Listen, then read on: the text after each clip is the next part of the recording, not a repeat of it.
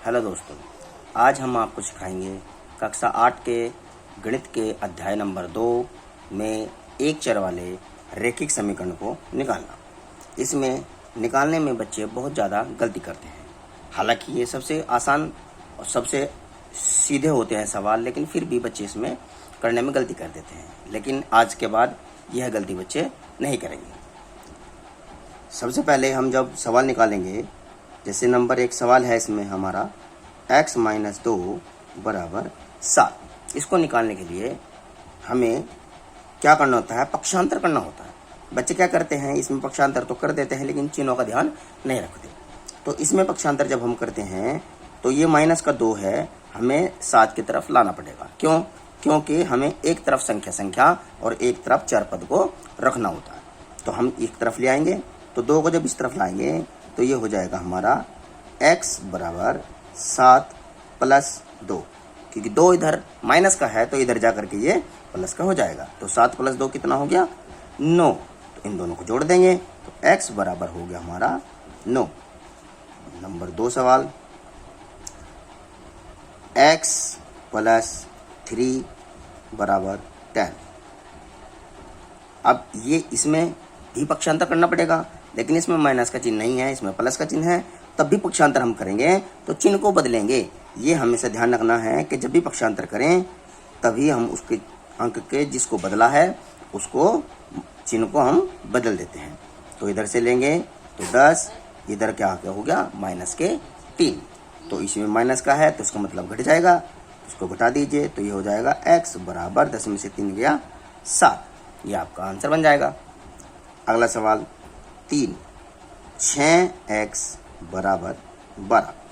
इसमें पक्षांतर नहीं करेंगे, इसमें हम इसको भाग देंगे, क्योंकि जब बराबर का चिन्ह लगा हो और दोनों तरफ संख्याएं हो तो एक तरफ की संख्या अगर रखी है तो वह उसके गुना में होती है और दूसरी तरफ के वाले के वो भाग में संख्या होती है। यह हमेशा ध्यान रखना है। और जब भी अचर पद और चर पद एक साथ लिखे होते हैं तो उन्हें यह मान के चलते हैं कि उनके बीच में गुना का चिन्ह लगा है। तो इसका मतलब यहाँ भी गुना का चिन्ह लगा होता है। तो अब हम क्या करेंगे, इस 6 को इस 12 के भाग में ले आएंगे। तो हम इसको लिख देंगे x बराबर 12/6। तो 6 दूनी 12, इसको हम काट देंगे तो x बराबर हो जाएगा हमारा 2। ये हमारा आंसर हो जाएगा। जैसे प्रश्न नंबर 4, t/2 5 = 10। अब ये गुना में था लेकिन ये इस सवाल में ये भाग में है। तो जब इस तरफ भाग में है तो दूसरे तरफ वाले के वो गुना में होगा। ये हमें से ध्यान रखना है कि अगर एक तरफ गुना में है तो दूसरी तरफ वाले के भाग में होगा, अगर एक तरफ भाग में है तो दूसरे वाले की तरफ वह गुना में चला जाएगा। तो यह हो जाएगा t बराबर 10 × 5, तो 5 × 50 हो गया। तो t बराबर हमारा हो गया 50। यह आंसर। सीधा सवाल होते हैं और सीधे आप निकाल लीजिए, लेकिन इसमें बच्चे गलती कर देते हैं। लेकिन अब गलती नहीं करेंगे, जैसे जैसे हमने स्टेप आपको बताया उस तरह से आप करते जाइए, तो आपके सवाल गलत नहीं होंगे। अगला सवाल नंबर 5, 2x / 3 = 18। अब देखो यहाँ पे दोनों तरफ में अलग अलग संख्याएं हैं, लेकिन यहाँ पे हमारे पास एक तरफ वाले में गुना वाली संख्या भी है और भाग वाली भी है। अब देखो अगर हम इसको देखें तो 3 2x के भाग में है, लेकिन ये 3 18 के गुना में जाएगा, और 2x के गुना में है तो ये इसके भाग में चला जाएगा। जो गुना में है इस तरफ भाग में जाएगा और जो इस तरफ भाग में है वो इस तरफ गुना में चला जाएगा। तो इसको हम लिख देंगे 2x बराबर 18 × 3। ये लिख दिया। अब अगला स्टेप क्या करेंगे, अब ये इसकी गुना में है तो उसको भाग में ले लेंगे। तो ये हो जाएगा x बराबर 18 × 3/2। ये 2 इसके बटे में चला जाएगा। अब इसको भाग दे दीजिए, 2 × 18 और इन दोनों की गुना में है तो गुना कर दीजिए, 9 × 27। ये हो गया 27। तो हमारा जो आंसर हो जाएगा वो हो जाएगा x बराबर 27।